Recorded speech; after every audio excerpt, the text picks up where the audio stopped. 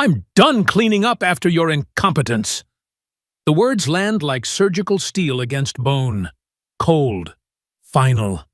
A medic in Navy uniform stands 3 feet from the emergency entrance, finger extended like a weapon aimed at a woman's face. His badge catches the overhead fluorescence. E-Ward, paramedic surgical assist. Metal proof of authority he wields like a club. The woman he's pointing at wears a white blouse, sleeves rolled to her elbows. Dark skin. Calm eyes. She doesn't step back. "You don't belong in this ward," he continues, voice climbing now, heat replacing ice, or any operating room. Ambulance sirens wail somewhere in the distance, growing closer. The automatic doors behind him stay open, emergency bay lights spilling yellow across gray concrete. Inside, medical staff freeze mid-motion, nurses clutching clipboards, an orderly abandoning his wheelchair, all eyes drawn to the confrontation unfolding at the threshold. She speaks quietly, steady. "Move. You're blocking the door, Officer Ward." His jaw tightens. He leans in closer, invading the space most people would defend, testing whether she'll flinch. She doesn't.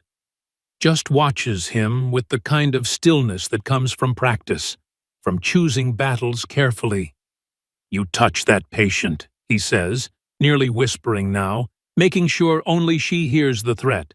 "And I swear I'll file every violation possible. I don't care what diversity badge they hired you for." On the wall behind them, mounted between 2 hand sanitizer dispensers, hangs a laminated placard.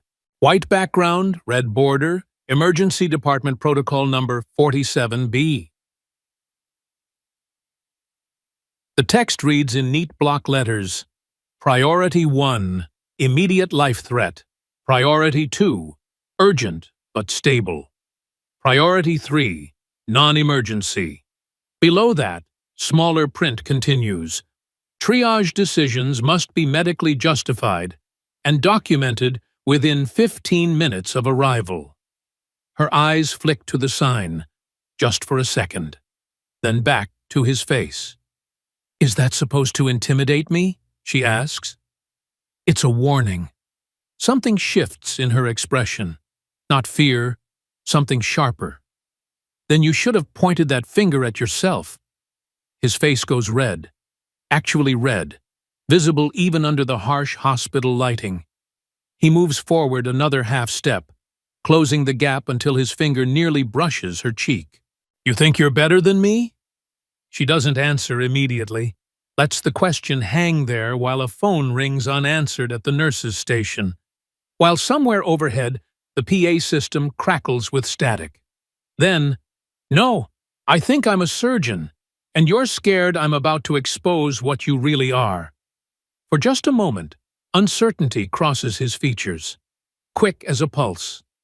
Then it's gone, buried under renewed anger. The monitor alarm erupts from deep inside the trauma bay, electronic wailing that cuts through every other sound. Code blue. Code blue. She steps forward. His hand shoots out, blocks her path, palm against her shoulder. She moves before thought translates to action.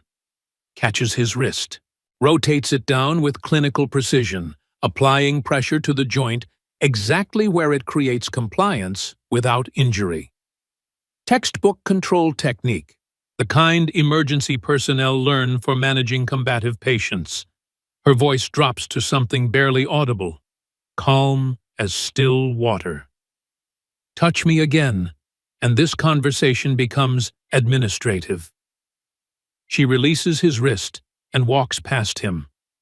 The automatic door hisses shut between them. He stands there, hand still suspended in empty air, watching her white coat disappear into the chaos beyond the glass. His fingers curl into a fist. 6 hours earlier, the sky had been different. Dawn light instead of afternoon glare.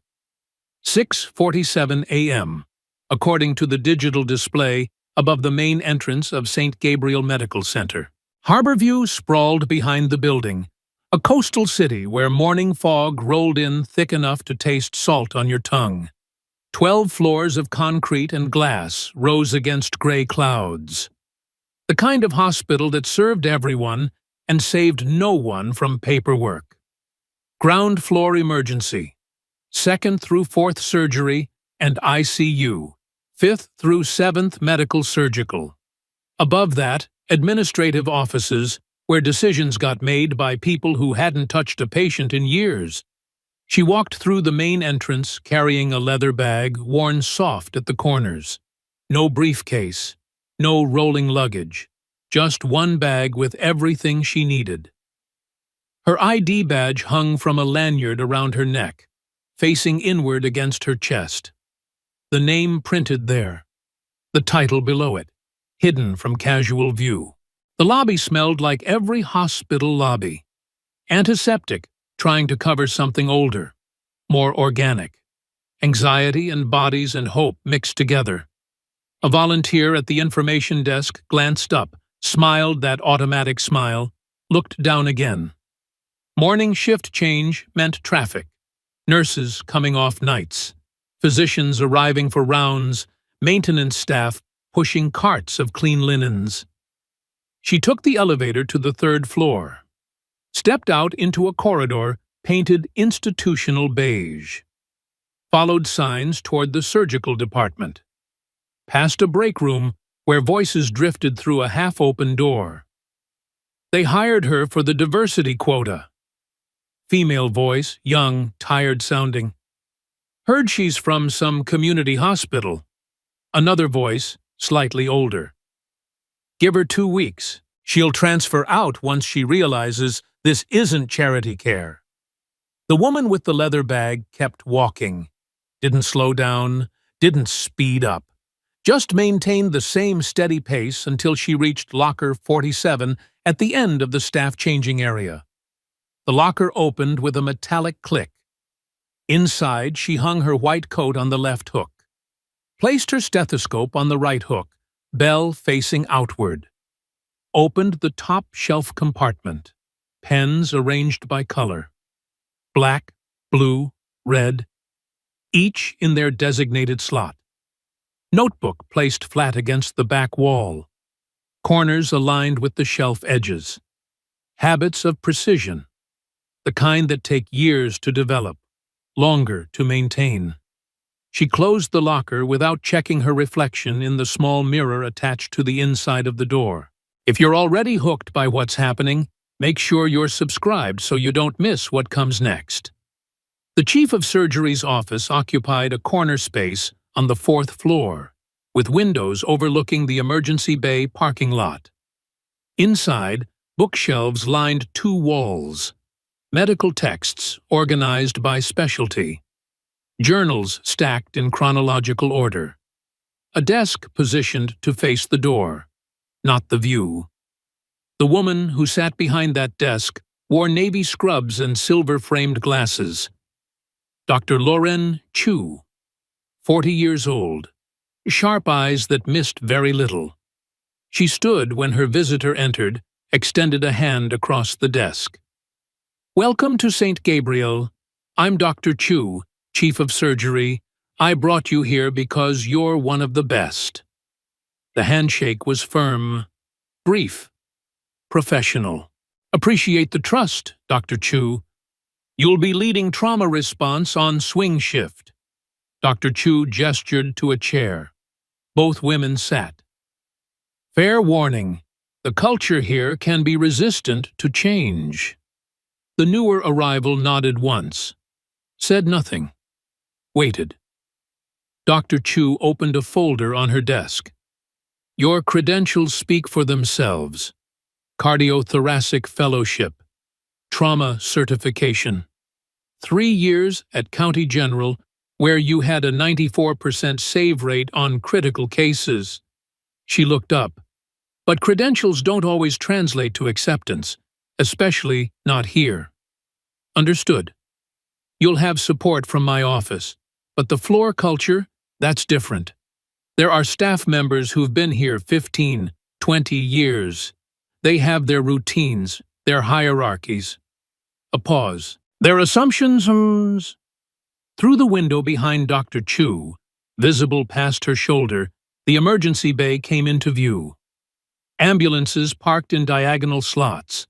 A medic in Navy uniform stood near the back doors of one vehicle, checking equipment. Even from this distance, even through glass, the tension in his posture read clearly, like a man waiting for something to go wrong. "That's Ethan Ward," Dr. Chu said, following the line of sight. "Paramedic and surgical assist. Been here 12 years. Knows every protocol, every shortcut. Good at his job, technically." The unspoken qualification hung in the air between them. "Technically," the visitor repeated. "You'll work with him on trauma cases, required by department structure." Dr. Chu closed the folder. "I'm telling you this now so there are no surprises later. If there are issues, document everything. Come to me directly. Noted?" Dr. Chu stood, extended her hand again. "I meant what I said. You're one of the best. That's why you're here. Don't let anyone make you forget it." The handshake was firmer this time, lasted a fraction longer. By 2:34 p.m., the afternoon had shifted into that particular kind of hospital busy. Not crisis-level chaos, but constant motion. Steady flow of patients. Phone calls. Medication rounds. The rhythm of organized urgency. The overhead PA crackled to life. "Trauma incoming. ETA 3 minutes. MVA with chest injuries. Motor vehicle accident. Chest trauma. 3 minutes." She was already moving before the announcement finished. Down the corridor, toward the trauma bay, white coat catching air behind her. Through double doors that swung inward under her palms. Into a space that smelled like betadine and possibility. The trauma bay looked like controlled chaos waiting to happen. 2 gurneys positioned under overhead surgical lights. Monitors mounted on rolling stands. Crash cart in the corner. Defibrillator pads ready. IV poles. Suction equipment. Everything in its designated place. Ready to be grabbed without looking. He was already there. Ethan Ward, prepping an IV line with quick, practiced movements. He glanced up when she entered, their eyes meeting across the space between them. He didn't nod. She didn't either. Just moved to the sink, began scrubbing hands. The routine took 45 seconds. Soap, water, friction, rinse, repeat. She counted silently, muscle memory guiding her through each step while her mind ran through trauma protocols. Airway, breathing, circulation, the ABCs that separated life from death when measured in minutes. The ambulance siren grew louder, closer, then cut off abruptly as the vehicle backed into the bay. Doors burst open. 2 gurneys, 2 paramedics calling out vitals. First gurney, white male, early 50s, suspected stroke. Blood pressure 145/90. Pulse 82. Alert and oriented. Private insurance card visible in the clear plastic pocket of his wallet, placed carefully on his chest by whoever had retrieved his belongings. Second gurney, black male, early 30s. Motorcycle accident. Blood pressure dropping, 90/60. Pulse 120, thready. Conscious but pale, sweating despite the cool air. Medicaid card somewhere in his personal effects bag. Ethan moved toward the first gurney. This one's priority. Full coverage. Possible CVA. Cerebrovascular accident. Stroke. Potentially serious, yes. But the vitals were stable. Blood pressure elevated but not dangerously so. Neurological symptoms would need imaging, assessment, time. She moved to the second gurney, placed her hands on the patient's abdomen. He winced. The muscle wall was rigid under her fingers, defensive, guarding. His skin felt cool, clammy. Classic signs of internal bleeding. This patient's bleeding out. Trauma Bay 1, now. Ethan's head snapped toward her. Excuse me? We've got a stroke case that needs imaging. Stroke patient is stable. She didn't look up from her assessment, palpating carefully, feeling for masses, for fluid where it shouldn't be. This one has maybe 10 minutes before he crashes. We're talking about a man with full insurance. Ethan's voice rose slightly, not quite yelling, not quite professional. Your job is to prioritize based on outcomes. She cut him off, clean, surgical. My job is to prioritize based on who's dying fastest. Here, value is measured in minutes, not premium payments. The staff around them went still. A nurse halfway through pulling on gloves froze. An orderly pushing equipment stopped mid-step. Even the stroke patient on the first gurney turned his head slightly, listening. Ethan's face changed color, pale to pink to red. Are you seriously? Prep or 2. We'll need cross-match. Possible exploratory. Standard trauma protocol. She was already moving, hands working quickly to stabilize the patient while calling out orders. Someone get me a chest x-ray, portable, now, and page anesthesia. The team moved. Because in a hospital, when someone speaks with that particular tone, calm, certain, backed by clear clinical reasoning, people listen, even if they're not sure who's in charge. Ethan stood by the first gurney, jaw clenched, watching as nurses wheeled the motorcycle accident victim toward the OR, watching as other staff began attending to the stroke patient with slightly less urgency. Appropriate urgency for someone who was stable. His hands curled into fists at his sides. 47 minutes later, the motorcycle accident victim was stable. Internal bleeding controlled through surgical repair of a lacerated spleen. Blood pressure normalized, conscious and talking, expected to make a full recovery. The stroke patient had received his imaging, his neurological workup, his appropriate care. No permanent damage, no crisis. Treated and admitted for observation. Both patients survived. But in the hallway outside the trauma bay, while she was stripping off bloodied gloves and dropping them into the biohazard bin, Ethan walked past, spoke to a nearby nurse, just loud enough to carry. Congratulations! We now have a surgeon who plays politics instead of medicine. The nurse, young, maybe mid-20s, someone who'd been here less than a year, looked uncertain, glanced at the woman by the biohazard bin, looked away quickly. Ethan kept walking, didn't look back. She stood there for a moment, washing her hands at the corridor sink, cold water running over her fingers, carrying away traces of blood, of antiseptic, of the afternoon's work. Her left wrist caught the light as she scrubbed. A scar there, small, faded, old enough that most people wouldn't notice unless they were looking. She dried her hands, threw the paper towel away, walked in the opposite direction Ethan had gone, added it to the mental file. The days that followed established a pattern. Morning briefings where assignments got distributed, shift rotations, cases that blurred together, appendectomies and car accidents and cardiac events and fractured bones. The machinery of healthcare grinding forward, one patient at a time. She learned the layout quickly, which elevators ran fastest, which stairwells the staff used for quick access between floors, where the good coffee machine was hidden on the second-floor break room, where the bad coffee got served in the main cafeteria. She learned the staff, too. Nurses who made eye contact, who asked questions about treatment plans, nurses who didn't, physicians who introduced themselves, welcomed her. physicians who nodded politely and kept their distance. And she learned Ethan Ward's patterns. The way he arrived exactly 15 minutes before his shift. The specific trauma bays he preferred.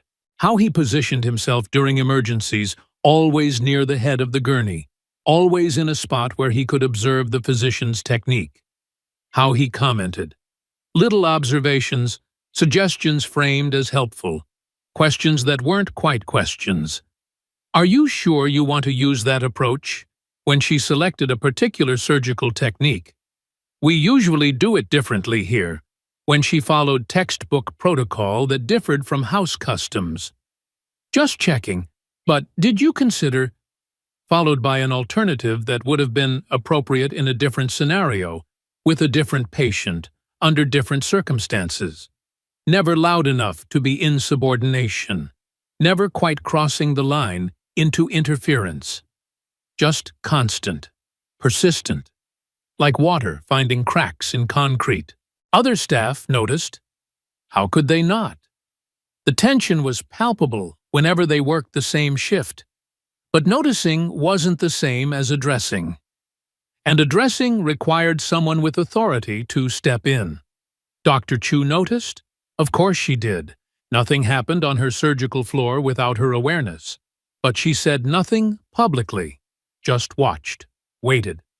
Documented in that mental file that experienced administrators keep, the one that builds cases slowly, carefully, with enough evidence to be irrefutable. On her 7th day at St. Gabriel, she was restocking supplies in Trauma Bay 3 when a lab technician approached. Young guy, fresh from certification, still learning the hospital's rhythms. "Are you the new assistant?" he asked, holding out a clipboard with patient labs.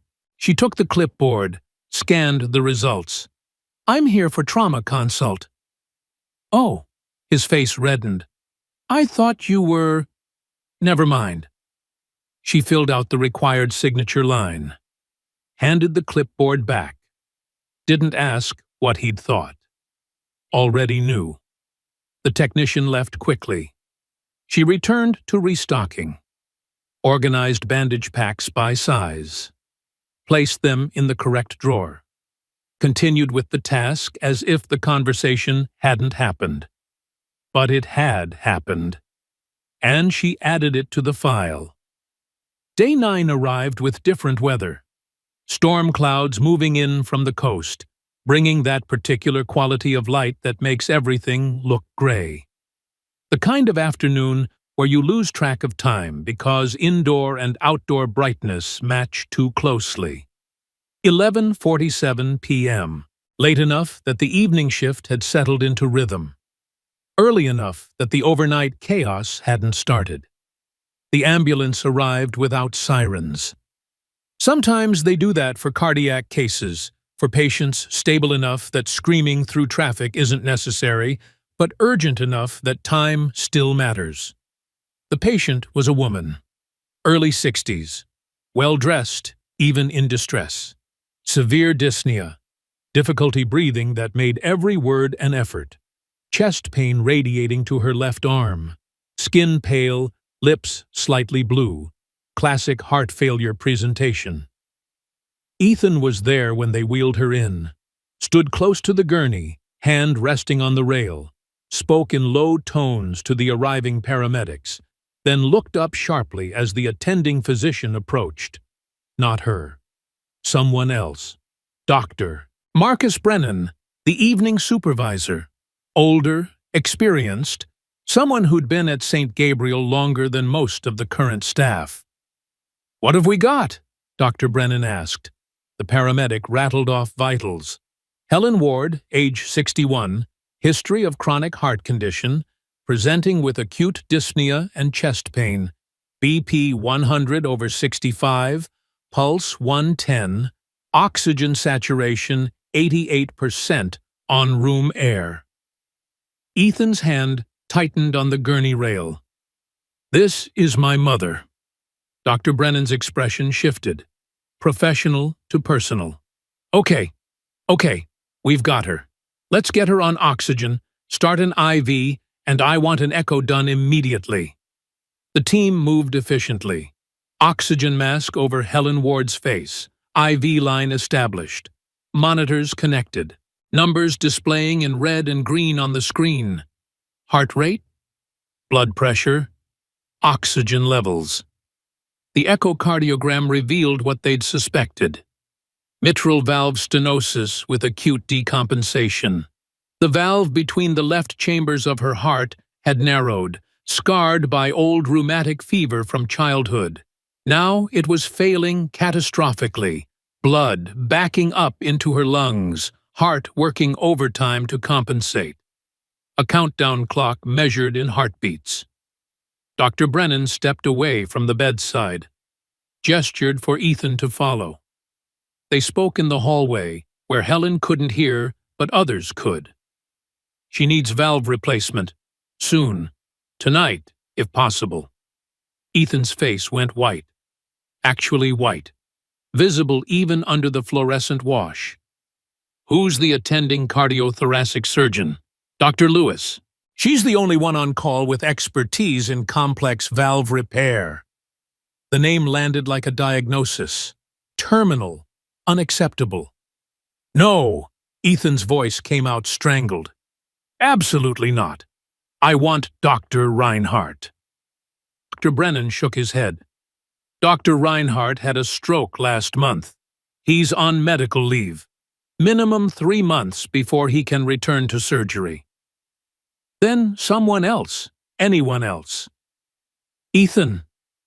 Dr. Brennan's tone shifted to something gentler, firmer, the voice of someone delivering bad news. "Dr. Lewis is the most qualified person in this building for this surgery. Your mother's condition is unstable. We can't wait for someone to drive in from another hospital.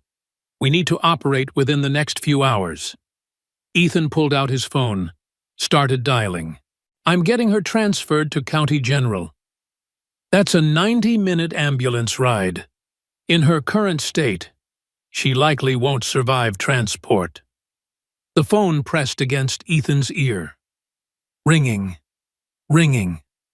Someone answered, and he started speaking rapidly, voice climbing. "Yes, I need immediate transfer to County General for cardiac surgery." Behind him, through the doorway, visible from the hallway, Helen Ward removing her oxygen mask with shaking hands, her voice weak but clear. "Ethan, what are you doing?" He turned, phone still pressed to his ear. "Mom, you need the best care. I'm getting you to a better surgeon." Dr. Chu appeared then, seemingly from nowhere, though in reality she'd been paged the moment Helen Ward's diagnosis became clear. Protocol required notification of the chief of surgery for all major cardiac cases. She'd come from her office, still carrying the tablet she'd been working on, reading glasses perched on her nose. She assessed the situation in seconds. "Mr. Ward, you have 2 options. Let Dr. Lewis operate here, or sign an AMA form and assume all risk of transfer." Against medical advice, the form that said, "I understand I'm making a potentially fatal choice, and I release the hospital from responsibility." Ethan looked at his mother, oxygen mask resting on her chest, BP monitor showing numbers that weren't good, pulse oximeter displaying a percentage that should have been higher. "She can't." His voice dropped to a whisper. "I don't trust her." Helen reached up, touched his hand. "Who is the surgeon?" Dr. Chu stepped forward. "Dr. Amara Lewis, one of the finest valve specialists in the region." The name, finally spoken, finally attached to the woman who'd been walking these halls for 9 days without most people knowing what to call her besides the new hire or Dr. Chu's diversity project. Dr. Amara Lewis. Helen squeezed her son's hand. "Then let her do her job." The pre-op area hummed with controlled activity. Nurses preparing equipment. Anesthesiologist reviewing Helen's chart. Surgical team assembling. Scrub nurses. Circulating nurse. Surgical tech. Everyone moving with the practiced efficiency that comes from doing the same dance hundreds of times. Amara stood at the sink, scrubbing in. The process took 6 minutes when done properly. Soap under fingernails, between fingers, up to the elbows. Water hot enough to sting. She counted each step silently, letting muscle memory guide her while her mind reviewed the surgical plan. Mitral valve replacement, open heart surgery, challenging under the best circumstances. More challenging when the patient had scarring from childhood illness, when the tissue was fragile, when time was limited. Behind her, reflected in the polished metal of the surgical equipment, she could see Ethan. He'd changed into scrubs. Hospital protocol allowed family members with medical training to observe in certain circumstances, especially when they were also staff members. He stood near the wall, arms crossed, face unreadable. She turned off the water, held her hands up, elbows down, letting excess water drip off. A nurse helped her into the surgical gown, tied it in back. Gloves next, pulled up carefully over still damp skin. She walked to the OR. Ethan followed. Inside, Helen Ward lay prepped on the table, already sedated, already intubated, already being monitored by machines that would breathe for her, track her heartbeat, measure her blood oxygen. The anesthesiologist sat at the head of the table, hands ready on controls. "Ready when you are, Dr. Lewis." Amara positioned herself, scalpel in hand, team around her, each person in their designated spot. Ethan stood off to the side, technically present, but not participating. Just watching. She met his eyes across the sterile field. "Mr. Ward, I need you focused. If you can't assist without interference, I'll have you removed." His jaw worked, muscles tightening under skin, but he nodded. The surgery began. First incision, clean line down the sternum, cutting through skin, through tissue, through the bone that protects the heart. The saw buzzed, high-pitched and precise. Bone dust in the air, immediately suctioned away. Retractors opened the chest cavity. Heart exposed. The organ that had been beating inside Helen Ward for 61 years, now visible, now accessible, now in Amara's hands. The next part gets intense. "Stay with us." 20 minutes in, she identified the problem. The valve wasn't just narrowed, it was calcified. Hardened deposits making the tissue brittle. Scar tissue from the childhood rheumatic fever had created adhesions, webbing that connected the valve leaflets in patterns that made replacement complicated. She worked carefully, separating adhesions, removing the diseased valve, measuring for the prosthetic replacement. Every movement deliberate, every cut planned. Then the suture line tore. Not catastrophically, not immediately fatal, but blood filled the surgical field faster than suction could clear it. The monitor beeped, blood pressure dropping, heart rate climbing. Ethan's voice cut through the controlled chaos. "What did you do?" Amara didn't respond, just worked. Suction. Clamp the left atrial appendage. Prep, patch, graft. The team moved, handed her instruments, cleared her field of view, adjusted lighting. "You're losing her!" Ethan's voice rose, shrill now, panic bleeding through. "I told them you weren't qualified!" The anesthesiologist glanced at the security guard stationed by the OR door. Standard presence for high-risk surgeries. The guard took a step forward. Amara's voice cut clean as her scalpel. "Mr. Ward, if you speak again, security will remove you. I need silence to work." Ethan's mouth opened, closed. He looked at the guard, who'd moved closer. At the anesthesiologist, who nodded confirmation. At his mother, unconscious on the table, blood pressure numbers falling. He fell silent, but his hands shook, visible trembling that he couldn't control. 12 minutes. That's how long it took to repair the tear, patch the suture line, replace the valve, and confirm hemostasis. 12 minutes, where the only sounds were medical equipment and Amara's calm instructions. The monitor stabilized, BP rising, heart rhythm normalizing, the replaced valve opening and closing properly, visible on the echo screen, blood flowing through chambers the way it should. Closing. Good work, everyone. The team exhaled collectively, tension draining from shoulders, from faces. They'd been holding their breath without realizing it. Ethan slumped against the wall, slid down until he sat on the floor. Tears tracked down his face, visible even through the surgical mask. The overhead lights caught Amara's left wrist as she reached for suture material. That small scar, faded but permanent.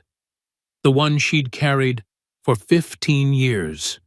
The one that would matter soon, though not yet. Not for another 2 days. Helen Ward woke slowly. Consciousness returning in stages, first awareness of pain, then of breathing, then of light beyond her eyelids. The ICU hummed around her, monitors beeping, ventilator clicking, nurses moving between beds with practiced quiet. 4:17 a.m., the hour when hospitals feel most liminal, caught between night and day, between crisis and calm. Ethan sat in the chair beside her bed. He'd been there for hours, still in scrubs, still wearing the same haunted expression from the operating room. The door opened.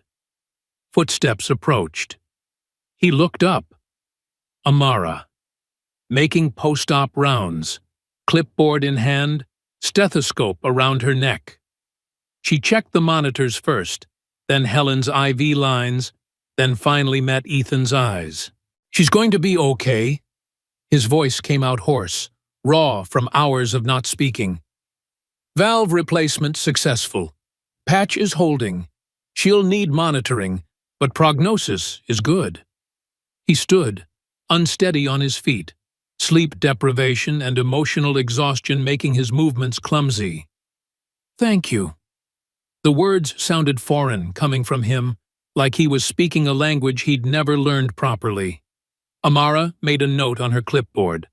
"I'll check on her in 6 hours. Nurse will page me if anything changes." She turned to leave. "Wait." Ethan's hand half raised, like he wanted to reach out, but couldn't quite complete the gesture. "I'm sorry for what I said during surgery." She paused, didn't turn around, just stood there in the doorway, back to him. "Apology noted. Get some rest, Mr. Ward." Then she was gone. White coat disappearing into the corridor. Footsteps fading. Ethan sat back down, put his head in his hands. In her office 3 floors above, Dr. Chu sat at her computer, the blue-white glow of the monitor washing over her face. On screen, incident reports, dozens of them spanning back 6 months. She clicked on one, read the summary. Patient Malik Johnson, age 14. Triage classification downgraded by E. Ward from Priority 1 to Priority 2. Resulted in 40-minute delay. Patient suffered cardiac arrest en route to OR. Survived due to emergency intervention by Dr. A. Lewis. She clicked to another file. Patient Rodriguez, Maria, age 37. Triage delayed 45 minutes. Ward's notes. Non-urgent abdominal pain. Actual diagnosis. Ruptured appendix. Emergency surgery required. Another. Patient Williams, James, age 42. Chest pain classified as non-cardiac by E. Ward. Reassessment By covering physician-revealed acute MI, transfer to cardiac cath lab.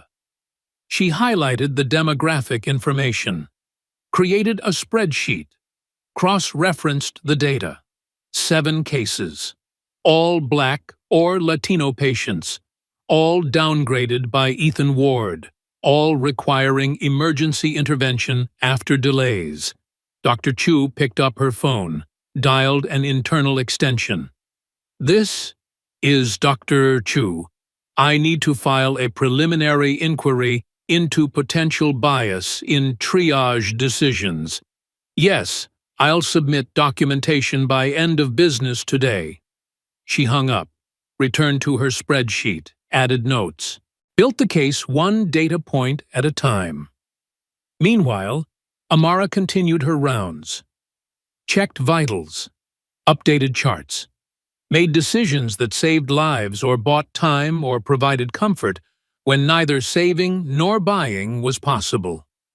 In the hallway outside Trauma Bay 2, she ran into someone who'd been waiting. A Black woman, early 40s, wearing scrubs from a different hospital, visitor badge clipped to her collar. "Dr. Lewis?" The woman's voice uncertain but hopeful. Amara stopped. "Yes?" "I'm Shanice Johnson. You operated on my son Malik 3 weeks ago." Recognition clicked. The 14-year-old. Bicycle accident. Tension pneumothorax that Ethan had classified as non-urgent. The boy who'd coded because 40 minutes was 39 minutes too many. "I remember. How's he doing?" "He's alive because of you." Shanice's voice broke slightly. "The other medic, the white one, he told me Malik's injuries weren't serious. Said we could wait. If you hadn't overridden him—" She didn't finish. Didn't need to. The implication hung heavy between them. Amara chose her words carefully. "Mrs. Johnson, did anyone from the hospital follow up about that delay?" Shanice shook her head. "No, I thought about filing a complaint, but—" She looked down. "Who listens to us?" The question wasn't rhetorical.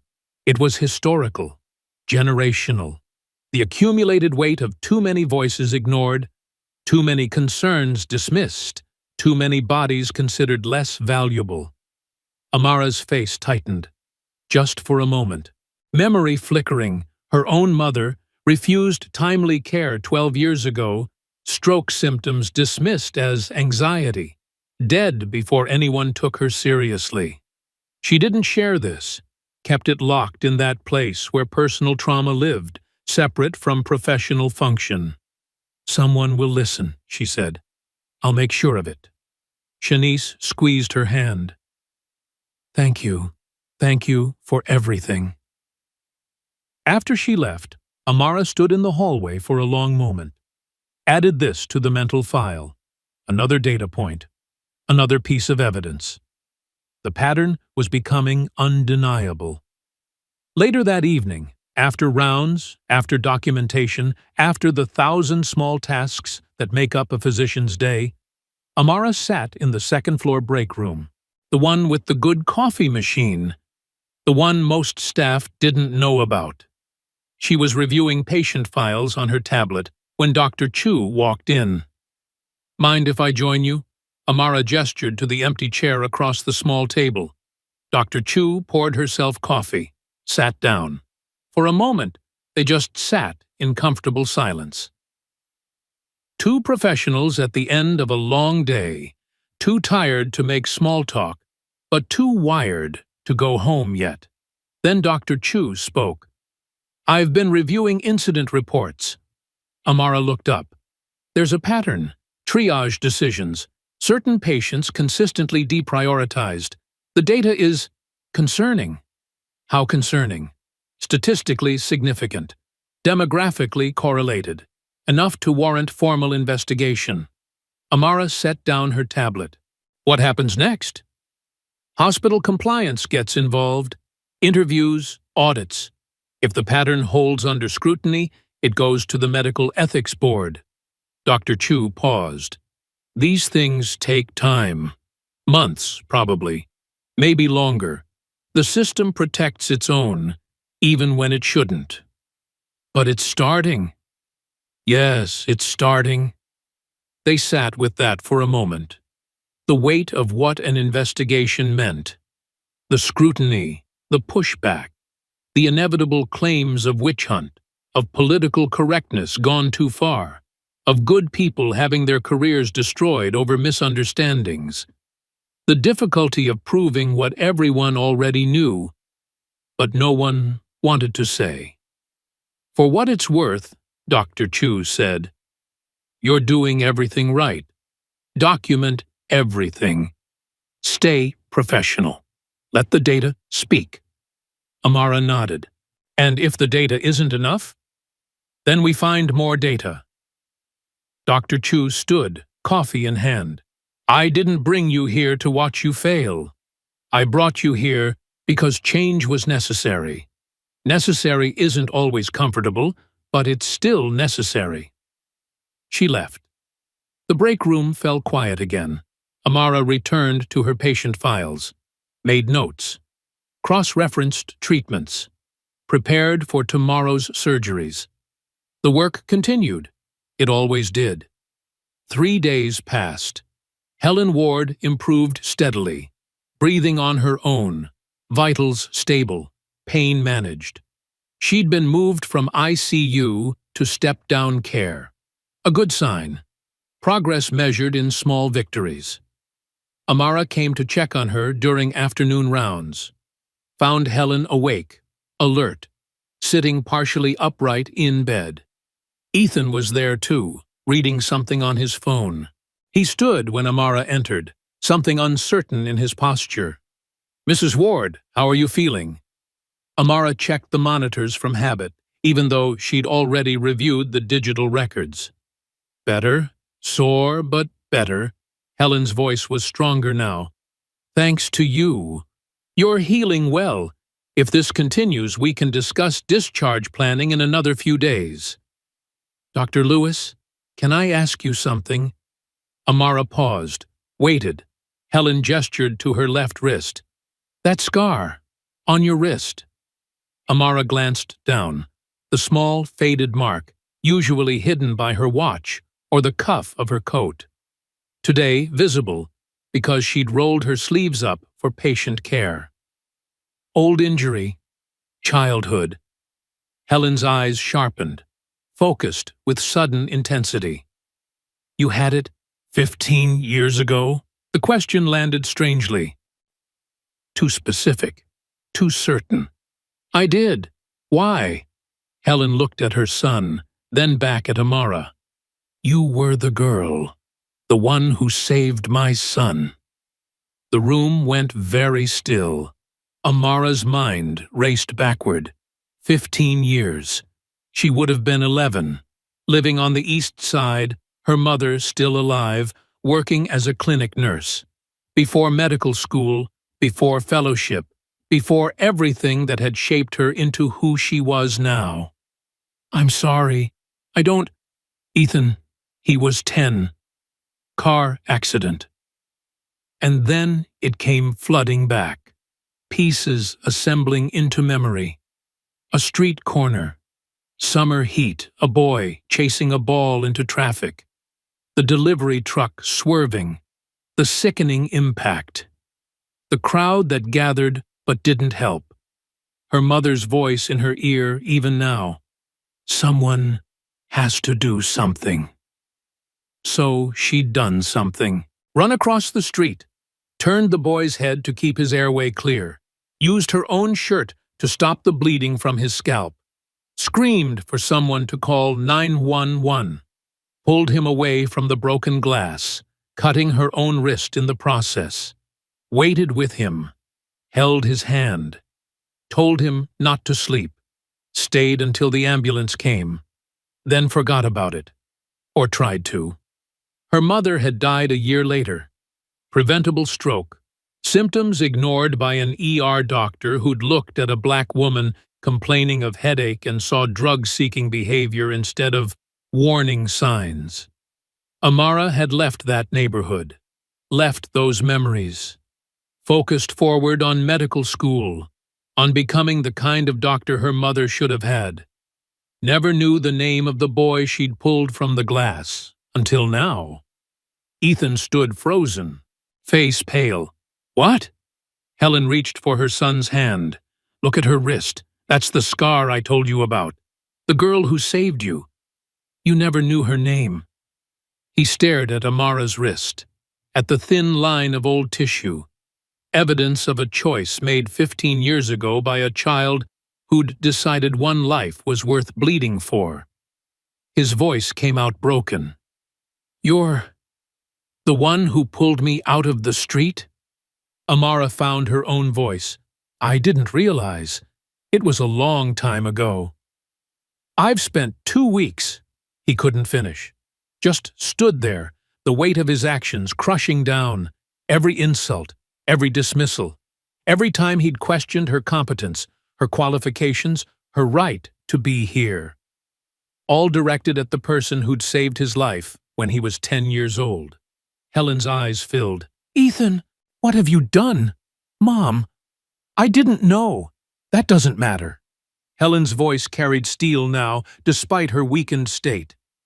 You treated her like she didn't belong, just like your father treated people, just like I raised you to think. The confession hung there, admission that the poison had been deliberate, that Ethan hadn't developed his biases accidentally, but had been taught them, fed them, raised in them like a garden grows in soil. Amara took a step back. I'll check on you later, Mrs. Ward. Wait, Ethan's voice stopped her. Please, she paused, didn't turn around. I'm sorry. He said it to her back, to the white coat she wore, to the woman who'd saved his life, and then, years later, saved his mother's life. I'm so sorry. She didn't respond immediately. Let the apology sit there, inadequate and true at the same time. Then, sorry doesn't change what happened, but it's a start. She walked out, left him standing there with his mother, with the weight of his guilt, with the beginning of something that might eventually become accountability. The hallway swallowed her footsteps. She kept walking, didn't look back. You won't believe where this goes next. Hit that subscribe button now. The revelation spread through the hospital the way all significant information does, quietly at first, then everywhere at once. By the following morning, every nurse on the surgical floor knew. By afternoon, it had reached administration. By evening, it was the story everyone whispered about, but no one discussed openly. The woman Ethan Ward had spent 2 weeks undermining had saved his life when they were children. The irony was too perfect, too literary. The kind of twist that would feel contrived in fiction, but somehow made terrible sense in reality. Amara went about her work, treated patients, completed surgeries, documented everything with the same meticulous care she'd always shown. The revelation changed nothing about her job, changed everything about how people looked at her. Sympathy, mostly, some admiration. The occasional person who approached to say they'd known all along that Ethan was the problem, though, of course, they'd said nothing until now. She accepted their words with the same neutral politeness she gave everyone. Didn't trust the sudden support. Knew how quickly sympathy could turn to distance if speaking up became inconvenient. 3 weeks after Helen Ward's surgery, Dr. Chu called a meeting. Conference room on the 4th floor. Present: Amara, Ethan, Dr. Chu, 2 hospital administrators whose faces Amara recognized but whose names she'd never learned. The table was large, too large for 5 people. Scattered papers arranged in neat stacks. Digital recorder sitting in the center. Red light blinking. Everything on the record. Dr. Chu distributed printed reports. We've completed preliminary review of triage decisions over the past 6 months. The papers landed with soft thumps. Amara took hers, scanned the executive summary. 7 documented cases. Demographic information highlighted. Delays quantified in minutes. Outcomes listed. Survived, but barely. Survived with permanent damage. Died. One of the administrators cleared his throat. Older white man. Suit too expensive for hospital administration. We want to be clear that this review is preliminary. No conclusions have been drawn. Dr. Chu's expression didn't change. The data speaks for itself. She began reading from the first case file. Patient, Malik Johnson, age 14. Presenting complaint. Chest trauma following bicycle accident. Initial assessment by Medic E. Ward. Priority 2, non-life-threatening. Reassessment by Dr. A. Lewis. 40 minutes later. Priority 1, tension pneumothorax with cardiac tamponade, patient coded en route to OR. Survived due to emergency intervention. Ethan sat with his head down, listening, not defending. What was the justification for the initial Priority 2 classification? The female administrator asked. Younger, sharper, someone who'd actually worked clinically before moving to management. Dr. Chu consulted the file. Ward's notes state, patient ambulatory, no visible distress. Amara spoke for the first time. Malik had Beck's triad, muffled heart sounds, hypotension, distended neck veins, classic signs of cardiac tamponade. Any medic should recognize it. Silence. Dr. Chu continued. We identified 7 similar cases over 6 months. All patients of color. All initially triaged by Mr. Ward as lower priority than their conditions warranted. The male administrator shifted uncomfortably. Correlation doesn't necessarily indicate causation, Dr. Chu finished. No, but it indicates pattern, and pattern indicates problem. Ethan finally spoke, voice rough, like he'd been screaming. I didn't see it that way. How did you see it, Mr. Ward? The female administrator leaned forward. I thought, he struggled. I was raised to believe certain people were more valuable. I thought I'd outgrown it. I didn't realize it was still affecting my judgment. Dr. Chu pulled out another document.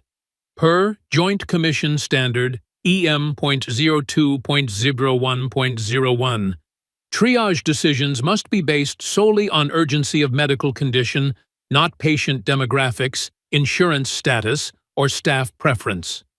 Mr. Ward, your documentation shows repeated correlation between patient race and triage priority.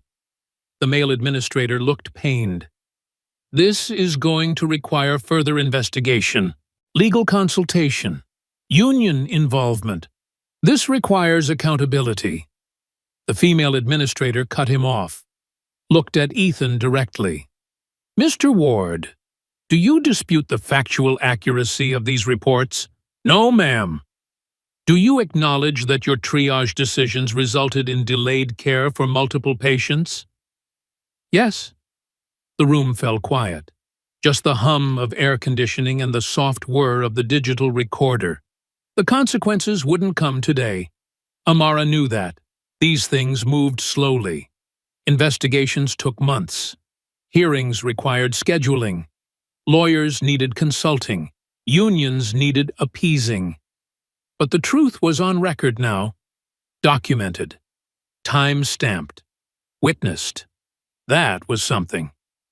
The meeting ended with bureaucratic pleasantries. We'll be in touch. Further review required. Appreciate everyone's cooperation. Amara left first, walked back to the surgical ward, had a procedure scheduled in 40 minutes. A routine appendectomy, nothing complicated. The kind of surgery she could do half asleep. Behind her, Ethan remained in the conference room, sitting alone with the printed reports, with the evidence of what he'd done, with the beginning of consequences he couldn't avoid. The hospital continued around them, patients arriving, patients leaving, the machinery of healthcare grinding forward, imperfect and necessary, saving some and losing others in the arithmetic of triage and time. And somewhere in the documentation, in the files being built, in the investigations being initiated, change was beginning, slow, incomplete, insufficient, but beginning. That night, Amara sat in her apartment, small one-bedroom place, efficiently furnished. Medical journals on the coffee table, running shoes by the door. Everything organized, everything purposeful. She pulled out an old photo album. Haven't looked at it in years. Flipped through pages until she found what she was looking for. A newspaper clipping. 15 years old, yellowed at the edges. Local girl saves boy in traffic accident. Small article, barely newsworthy. A feel-good story to fill space on a slow news day. The photo showed an 11-year-old girl, skinny, serious expression, bandage visible on her left wrist. Below that, another clipping, 1 year later. Nurse dies after ER delay. Her mother's obituary, 42 years old, years. Died of preventable stroke. Symptoms dismissed by an ER physician who saw what he expected to see instead of what was there. Amara closed the album, put it away, went to bed thinking about patterns, about children who save lives without knowing why, about the adults they become, and whether the choices they make early echo forward into everything that comes after, about boys who get saved and men who forget the value of salvation, about hospitals where some lives matter more than others, and the slow, grinding work of changing that math. She fell asleep to the sound of sirens in the distance. Ambulances carrying the sick and injured to emergency rooms where decisions would be made about priority, about value, about who gets saved first and who gets saved at all. The work continued. Tomorrow would bring more patients, more decisions, more opportunities to prove or disprove whether she belonged here, whether anyone belonged anywhere, or if they just showed up and did the work until the work was done. The ceiling fan spun slowly overhead. The sirens faded. Sleep came eventually, though not easily. And miles away, in another apartment, Ethan Ward sat awake, staring at his own hands, wondering what else they'd done wrong while he wasn't paying attention. While he was looking at people and seeing categories instead of patients, wondering if 15 years ago, when a girl pulled him from broken glass, she'd known what she was saving, or if she'd just done it because someone had to. Because that's what you do when you see someone bleeding. You help, no matter who they are, no matter. 3 weeks became a blur of waiting. Helen Ward continued her recovery. Physical therapy, medication adjustments, follow-up appointments that showed steady improvement. The replaced valve functioned perfectly. Her heart, once failing, now beat with mechanical precision. But healing tissue and healing institutions operate on different timelines. Dr. Chu's preliminary inquiry moved through channels. Hospital compliance interviewed staff members one by one. Nurses who'd witnessed delays. Physicians who'd overridden Ethan's triage decisions. Patients willing to describe their experiences on record. Shanice Johnson came back, sat in a windowless conference room and told her story to 3 administrators who took notes on tablets. How her son had been pale, struggling to breathe, clutching his chest. How the medic, she pointed at Ethan's photo, had written non-urgent on the intake form. How she'd begged for someone to look at Malik again. How 40 minutes had passed before Dr. Lewis arrived, and immediately called for emergency surgery. If she'd been 10 minutes later, Shanice said, voice breaking, I'd be planning a funeral instead of his 15th birthday party. The administrators thanked her for her time, added her statement to the growing file, moved on to the next interview. Maria Rodriguez came, spoke through a translator, even though her English was functional, wanted no misunderstandings on the record. Described the pain in her abdomen that had made her double over. The medic who'd told her it was probably just gas and directed her to the waiting room. The 2 hours she'd spent there, pain escalating, before a nurse had noticed her distress and called for a physician.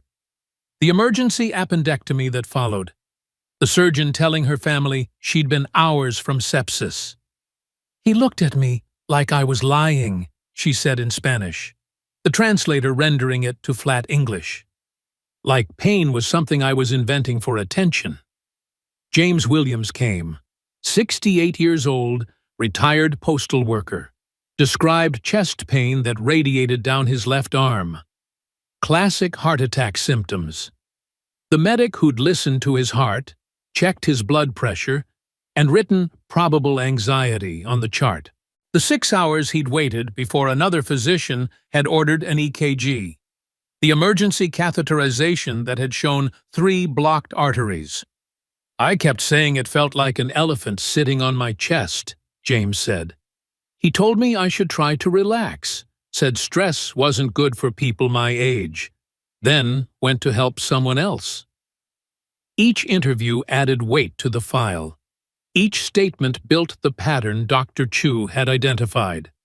7 documented cases became 9, then 11, as more patients came forward after hearing that someone was finally listening. Ethan was interviewed too, sat across from the same administrators, and answered their questions with a voice that grew quieter as the session progressed. Yes, those were his triage assessments. Yes, he'd classified those patients as lower priority. No, he couldn't explain the demographic correlation, not with any answer that didn't sound like confession. I thought I was being objective, he said at one point. I thought I was following my training. The lead investigator, a woman who'd worked in hospital compliance for 20 years, looked at him over her reading glasses. Training doesn't teach you to see certain skin colors and assume lower urgency. That's something else. Something you brought with you. He had no response to that. The union got involved, of course, sent a representative to sit beside Ethan during subsequent interviews. A lawyer in a gray suit who objected to phrasing, who requested breaks to consult with his client, who reminded everyone that correlation wasn't causation, and that dedicated public servants shouldn't have their careers destroyed over statistical coincidence. But the statistics were stubborn, and coincidence had limits. 4 weeks after the initial inquiry began, formal charges were filed with the hospital's Medical Ethics and Standards Committee. A hearing date was set.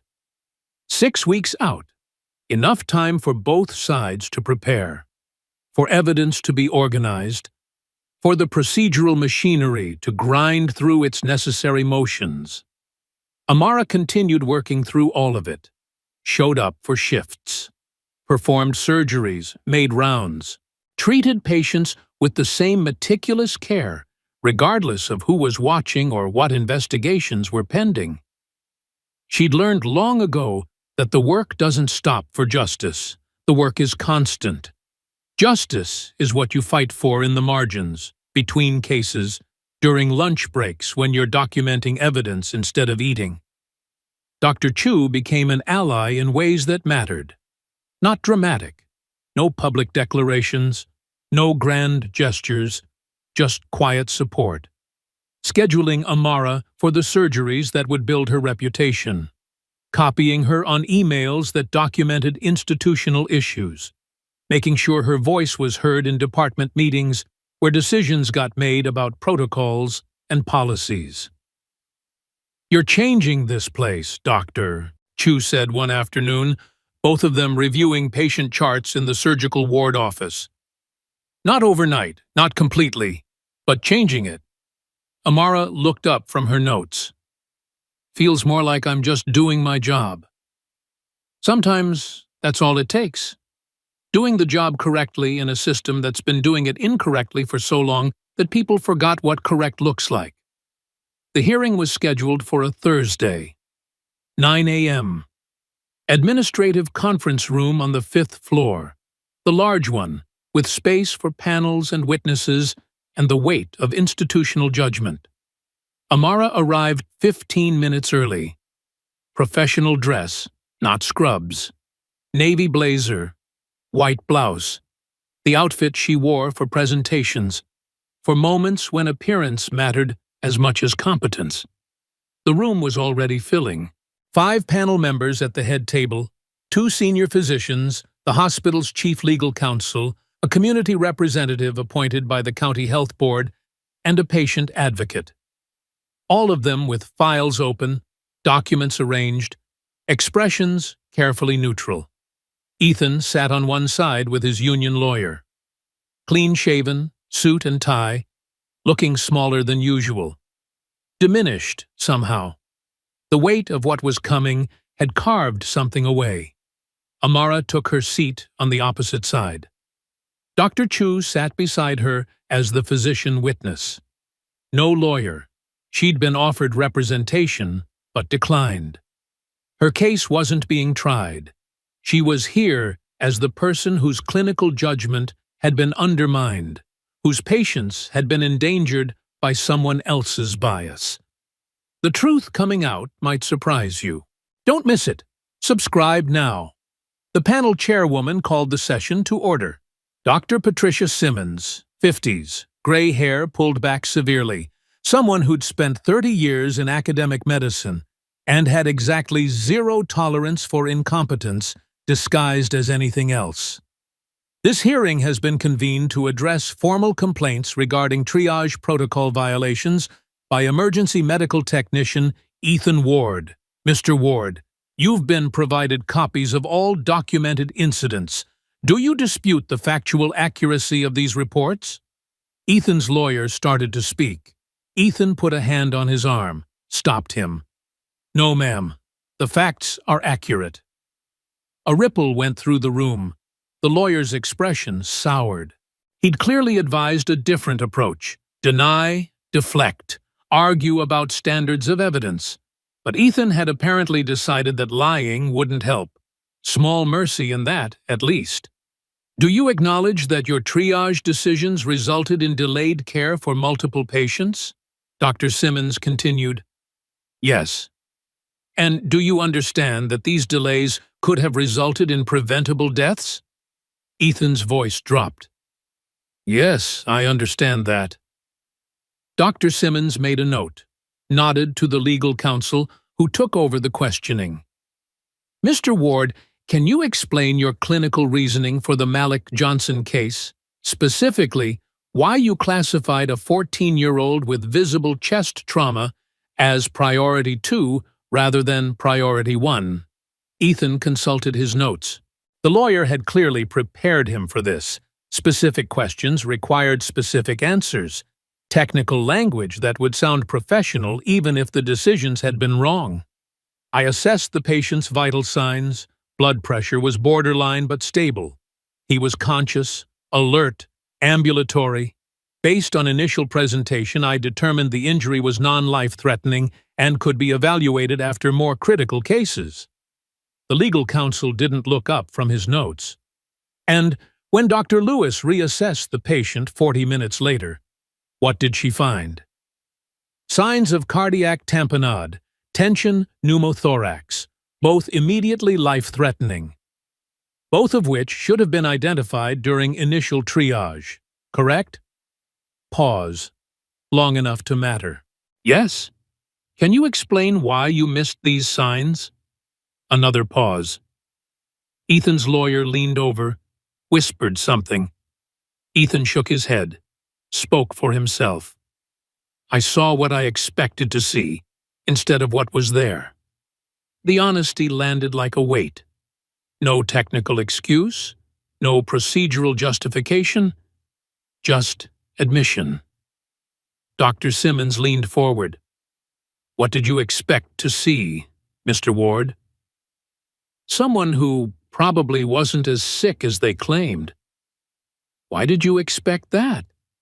The room went very still. This was the question everything hinged on. The moment where implicit became explicit, where pattern had to be named. Ethan looked at his hands. "Because of his race, because I was raised to believe certain people exaggerate symptoms, that they're less reliable, less trustworthy, and I let that belief affect my clinical judgment." His lawyer closed his eyes. This was the confession that ended any hope of defending the case. But it was also the truth, spoken plainly, by someone who'd finally stopped hiding from what he'd done. The patient advocate spoke for the first time.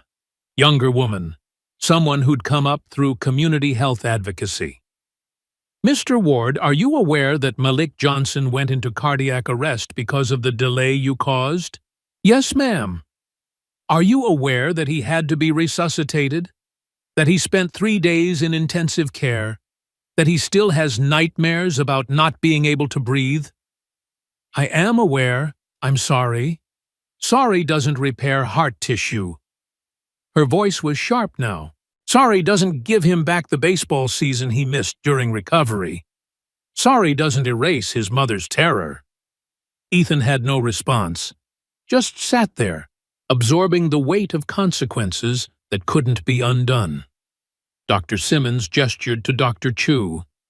"Dr. Chu, you flagged this pattern. Can you walk us through what you found?"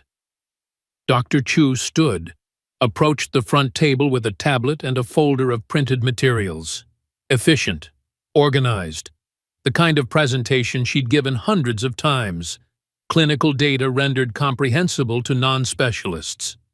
"I identified 11 cases over 6 months where Mr. Ward's triage decisions showed consistent underestimation of urgency for patients of color.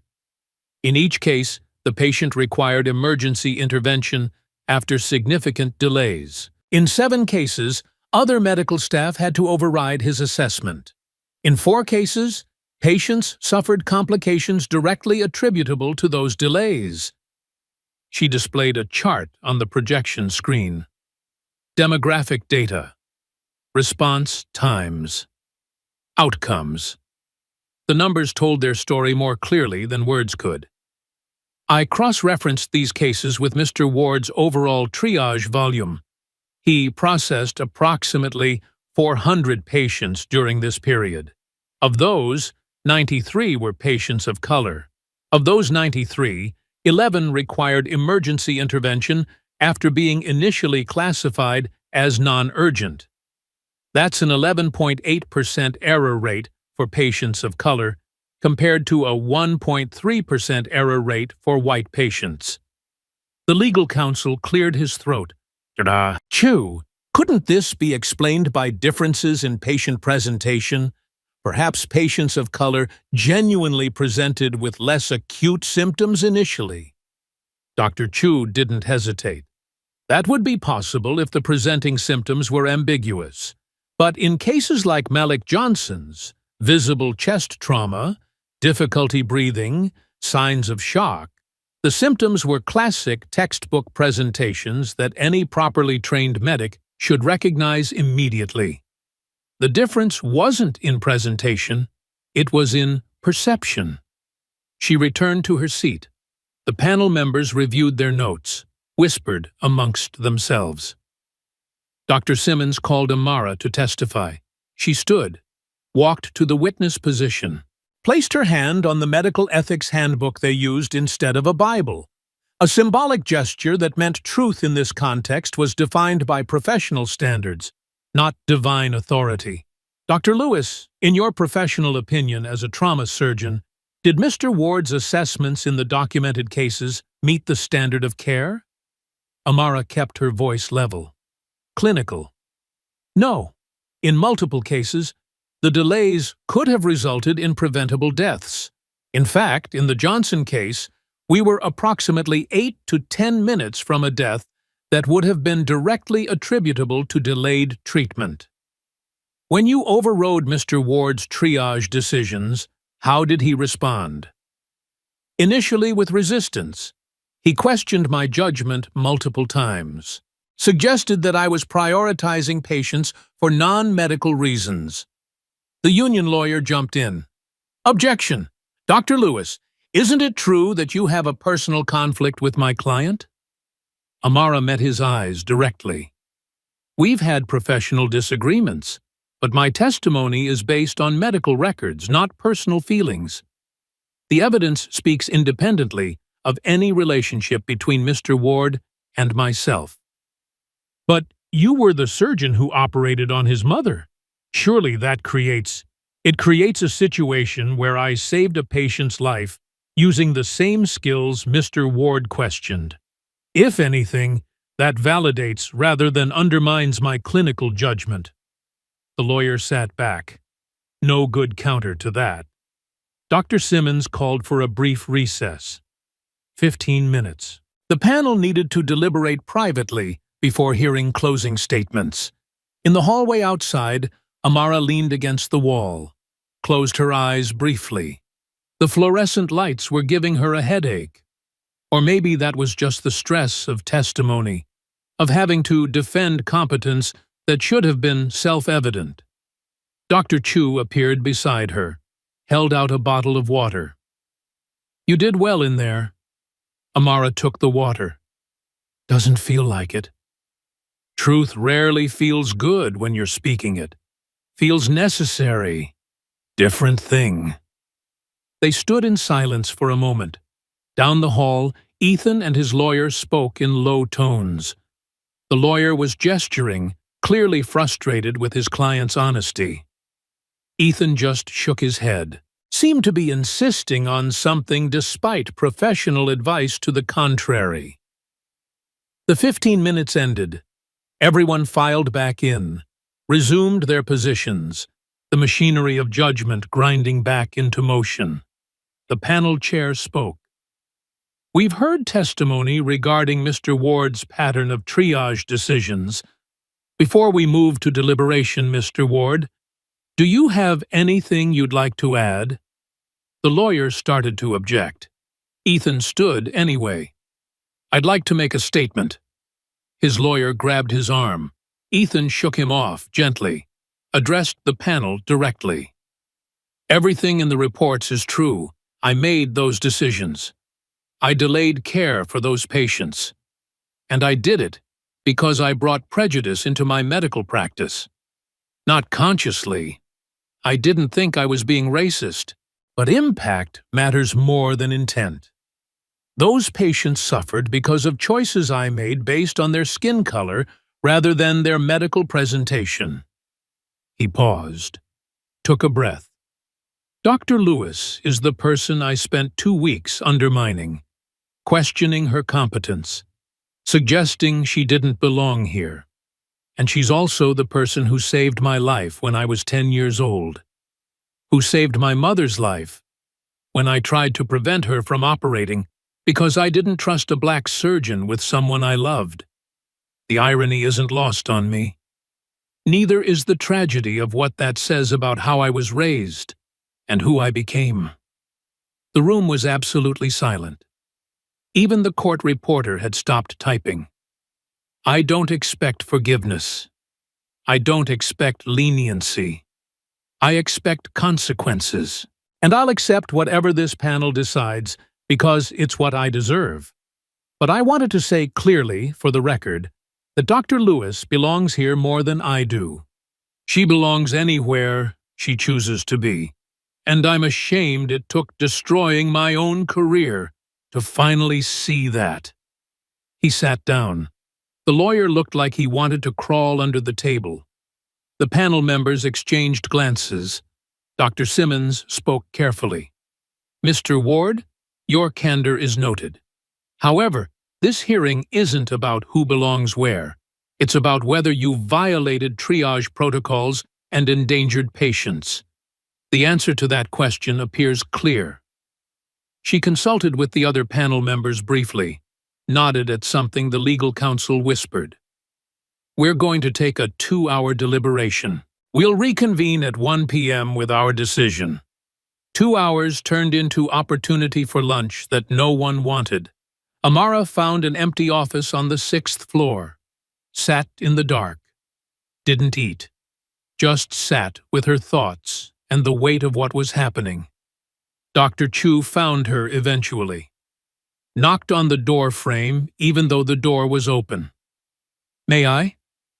Amara gestured to the other chair. They sat in comfortable silence for a while.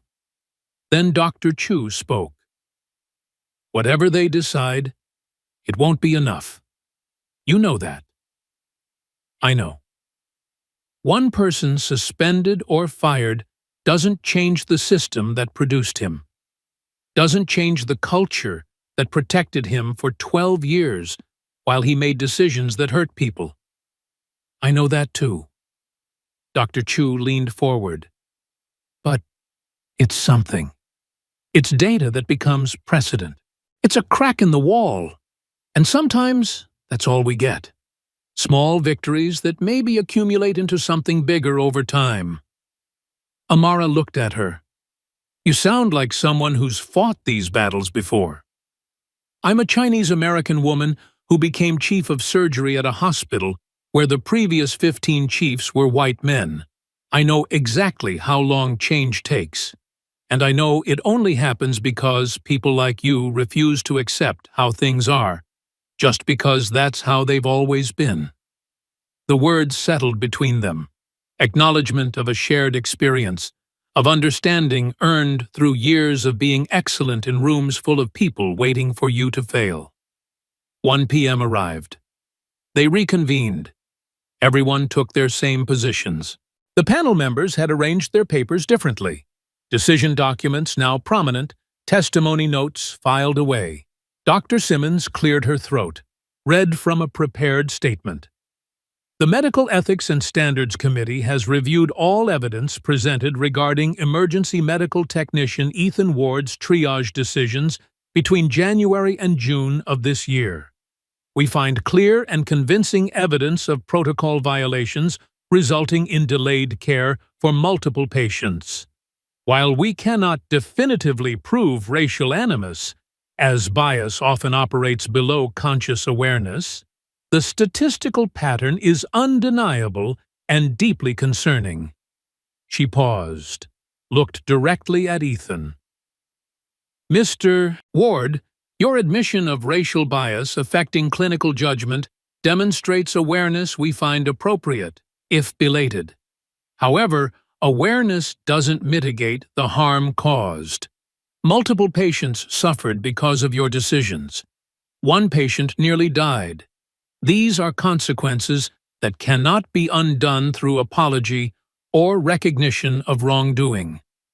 Ethan nodded, accepted this. "Therefore, the committee has determined the following sanctions. You are hereby suspended from all clinical duties for a period of 12 months without pay.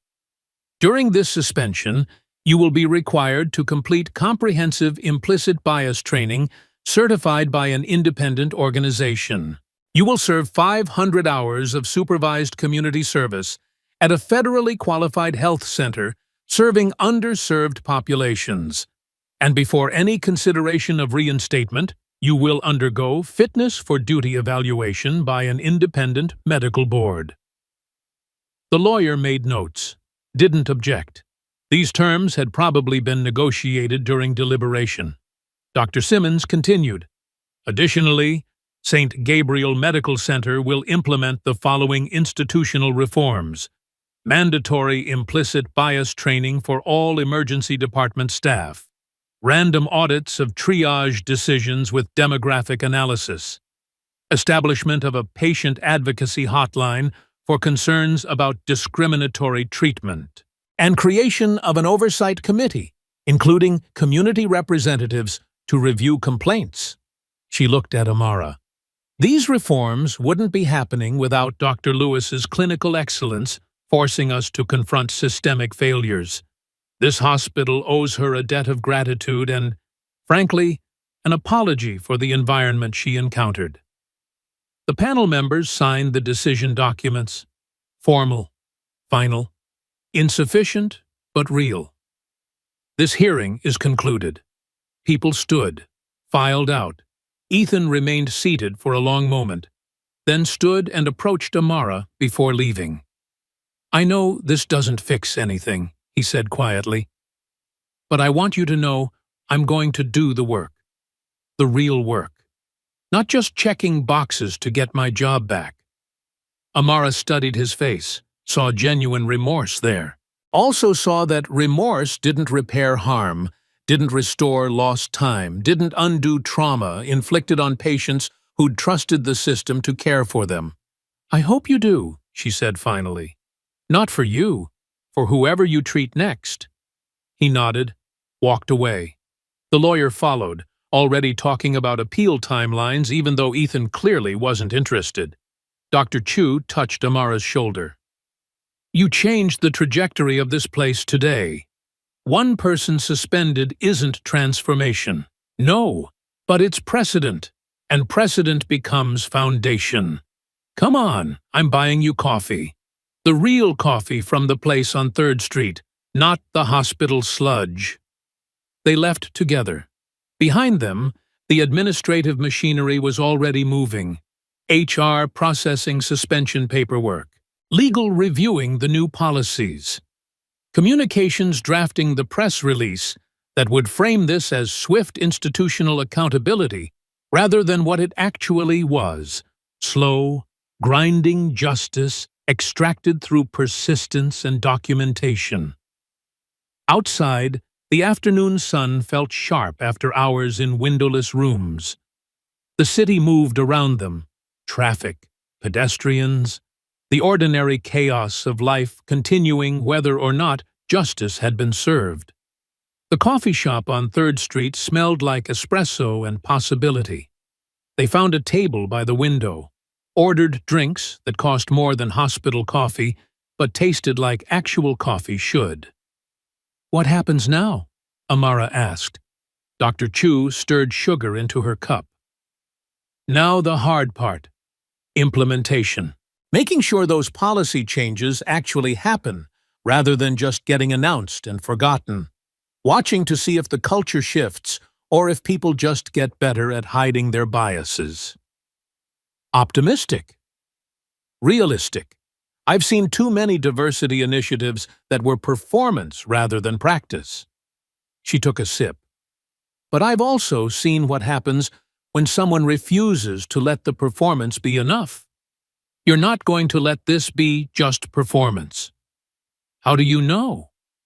Because you didn't walk away when walking away would have been easier. You stayed. You documented. You let the data build until it was undeniable. That's not someone who accepts symbolic gestures. They sat with that for a while, watched people outside going about their lives, unaware that a few blocks away a small piece of institutional accountability had just been extracted from a system designed to protect itself.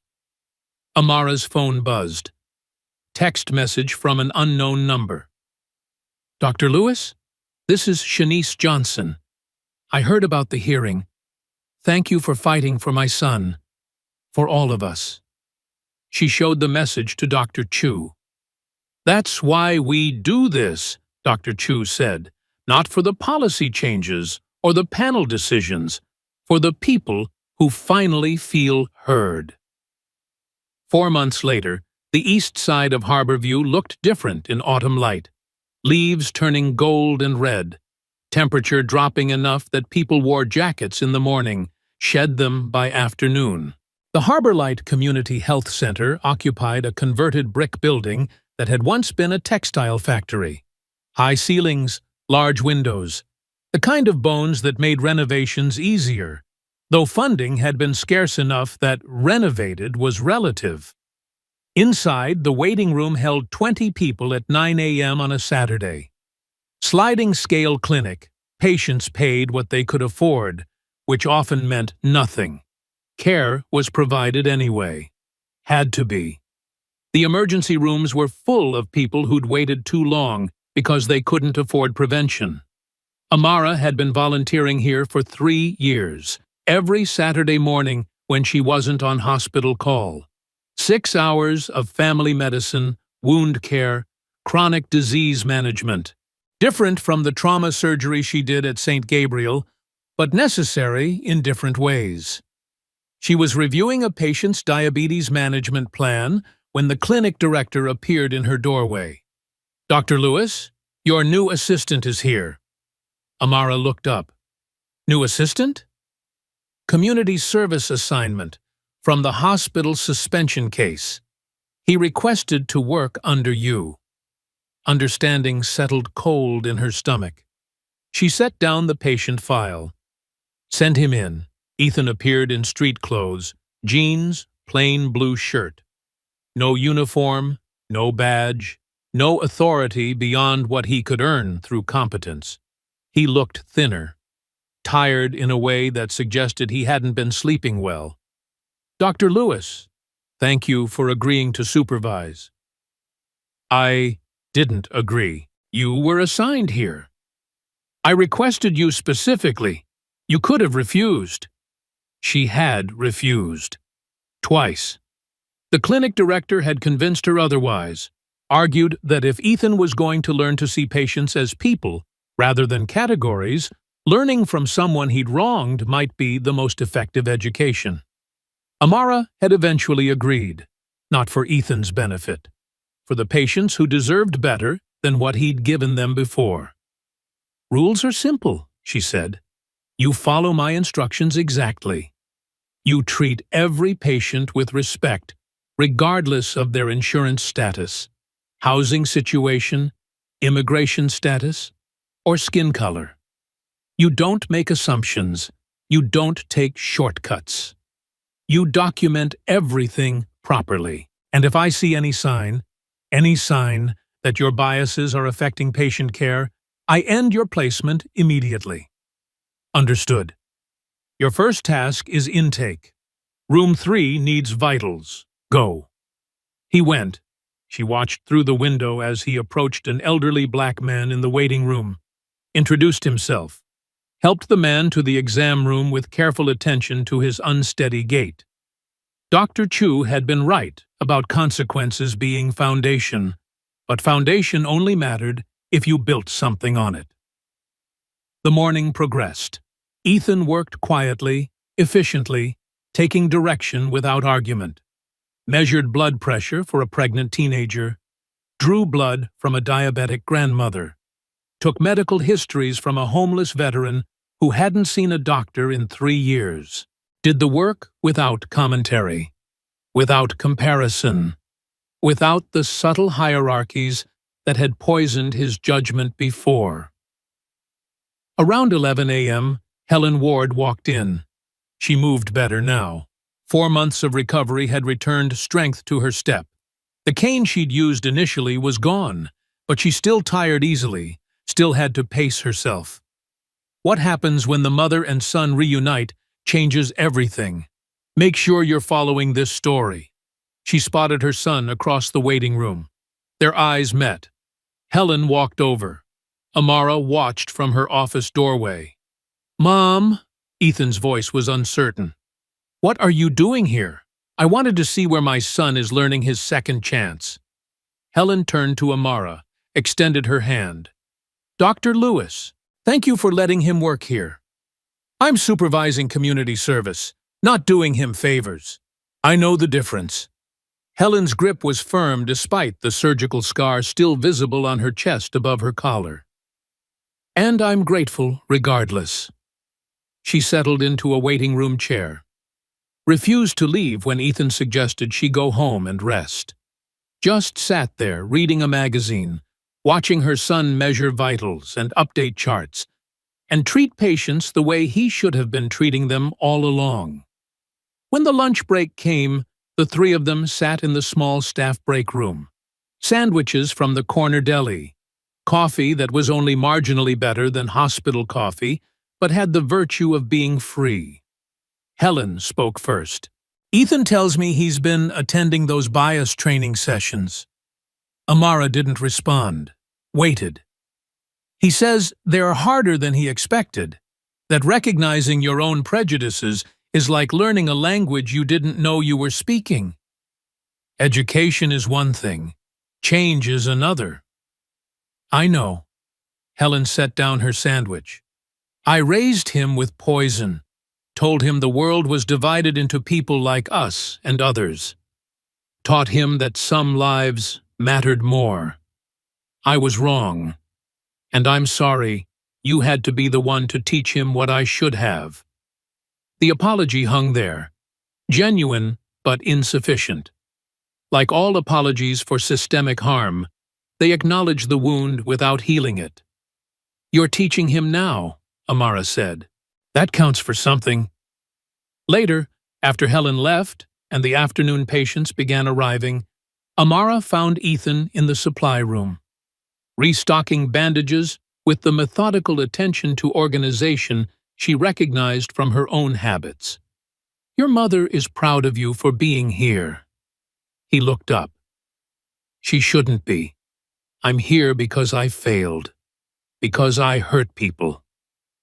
She's proud that you stayed, that you're doing the work, instead of just accepting punishment and moving on. Ethan returned to organizing supplies. The training instructor asked me to write down every assumption I make about patients based on appearance. First day, I filled 3 pages. Now I'm up to 5.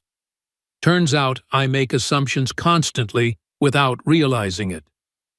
That's the point of the exercise. I know. Doesn't make it less horrifying to see on paper. They worked in silence for a moment. Then Amara spoke again. You asked earlier why I saved you when we were kids, when neither of us knew each other. He nodded. My mother taught me that everyone deserves help, no matter who they are. She worked at a community clinic like this one, saw patients who'd been turned away from hospitals because they couldn't pay. She believed medicine was a calling, not a business, that saving lives wasn't conditional on economics or demographics. Amara paused. She died of a preventable stroke because an ER doctor saw a black woman complaining of headaches and assumed drug-seeking behavior instead of warning signs. She waited 6 hours before anyone took her seriously. By then, the damage was irreversible. Ethan's face went pale. I didn't know. Why would you? It's just another statistic about medical bias. Another black woman who died because someone made assumptions. But she was my mother, and her death taught me that the system needs people who refuse to let bias determine care. She handed him a box of gauze to put away. So when I pulled you out of that street, I wasn't thinking about who you'd become. I was thinking about what my mother taught me. That you help when someone's bleeding. Period. I wish I'd remembered that before I hurt people. Memory isn't the issue. Choice is. You can't change what you did, but you can choose differently going forward. The afternoon continued. More patience. More minor crises resolved through careful attention and limited resources. A child with an ear infection. An elder with poorly controlled hypertension. A young man with an infected wound that needed cleaning and antibiotics he couldn't afford but got anyway. The work of community medicine, unglamorous, underfunded, absolutely essential. By 4 p.m., the waiting room had emptied. Last patient seen, last chart updated, last prescription sent to the pharmacy that worked with the clinic on sliding scale pricing. Amara and Ethan cleaned exam rooms together, wiped down surfaces, restocked supplies, prepared for next week's patients who would arrive with next week's problems.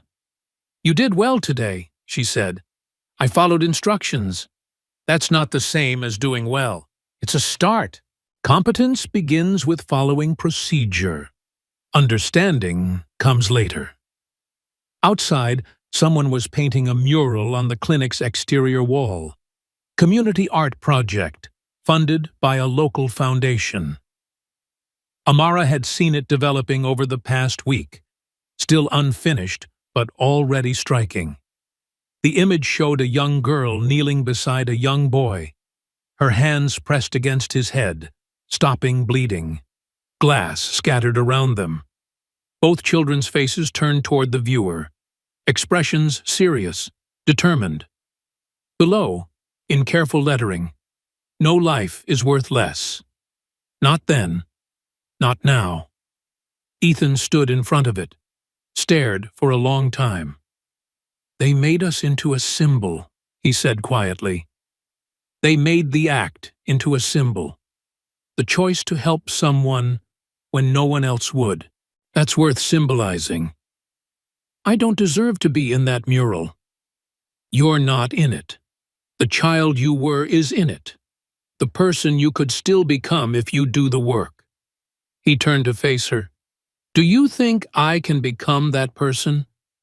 Amara considered, honest assessment, not false comfort. "I think you're capable of change. Whether you actually change, that depends on choices you make every day. When you see a patient who looks like Malik Johnson, when you assess someone who reminds you of Maria Rodriguez, whether you see a person or a category, that's the test, and it never stops." "I understand. I hope you do." 3 weeks later, Dr. Chu called Amara to her office. Late afternoon, light slanting through the windows at angles that said autumn was sliding toward winter. The kind of amber glow that made everything look temporary, caught between seasons. "Close the door." Never a good sign. Amara closed it, sat in the visitor's chair that had become familiar over the months. The leather was worn smooth, in the exact spot where she always placed her hands. Dr. Chu pulled out a folder. Standard manila, edges already softened by handling. "You remember the 3 other medics I mentioned? The ones with similar patterns to Ethan's? The investigation that was supposed to be ongoing. Was, past tense." Dr. Chu's expression was carefully controlled, professionally neutral. The face she wore when delivering news she disagreed with but couldn't change. 2 of them resigned and transferred to hospitals in other states. The 3rd retired early with full pension. Amara felt coldness settle in her chest. So they escaped consequences. They escaped formal discipline. Word got around about Ethan's hearing, made them nervous enough to leave rather than face scrutiny. From a legal perspective, problem solved. They're no longer our employees, no longer our liability. From a moral perspective, they're just doing the same thing somewhere else. "Yes." Dr. Chu closed the folder, set it aside with the finality of a case dismissed without resolution. "I pushed for interstate reporting, for flagging their files so other hospitals would know what they were investigated for. Legal advised against it. Risk of defamation lawsuits, difficulty of proving intent, burden of evidence. All the usual institutional protections that sound reasonable until you realize they mostly protect the institution." Amara stared at her hands. The same hands that had pulled a child from broken glass 15 years ago. The same hands that had saved Helen Ward's life, despite her son's protests. So we saved patients here, but endangered patients somewhere else. We changed what we could change. The system has limits. Legal limits, political limits, practical limits. Doesn't mean the change doesn't matter, just means it's incomplete. The truth of that sat heavy. Partial justice. Progress without transformation. Small victories that left the larger battle ongoing. The reforms we implemented are real, Dr. Chu continued. Triage audits have caught 2 other cases of potential bias in the past month, both addressed before patients were harmed. The advocacy hotline received 37 calls in its first 6 weeks. People reporting concerns they never would have raised before because they didn't think anyone would listen. That's something. It's more than something. It's foundation. But I won't pretend it's enough. Systems this broken don't heal overnight. Sometimes they don't heal at all.